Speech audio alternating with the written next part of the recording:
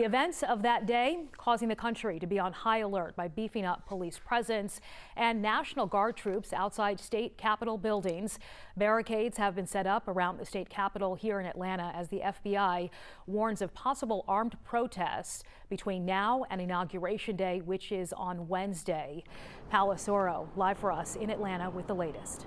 That's right. Georgia's state capitol has been under heavy protection. In addition to those barricades that you just mentioned, there is also additional law enforcement, both vehicles and also personnel. And that's a very common story to what we've seen among different state capitals across the country ahead of Joe Biden's inauguration, from Wisconsin to Minnesota to Pennsylvania.